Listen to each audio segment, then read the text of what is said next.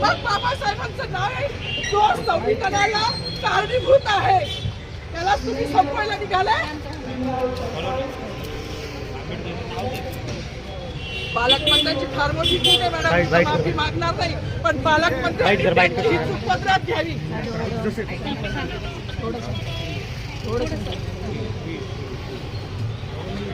मला मीडियाशी घेणं नाही मॅडम, मला सस्पेंड केलं, मी वाळूचे गाड्या उपसी, मी माती काम करीन, पण बाबासाहेबांची ओळख पुसून येणार नाही. मला सस्पेंड करायचं करू शकता मॅडम. बाबासाहेबाला संपवायचं काम करायचं नाही.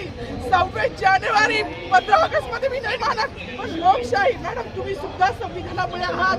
पालकमंत्री सुद्धा पालकमंत्री संविधानामुळे आहे. कोणताही जाती भेद नाही, सगळी समानता त्यांनी दिली आहे. बाबासाहेबांचं नाव आता तरी भाषणात येईल, मग तरी भाषणात येईल.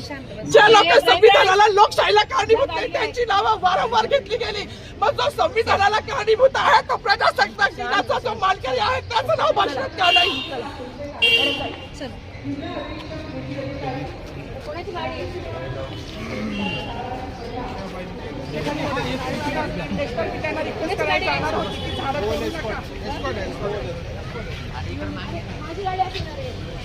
सागर आता थोडी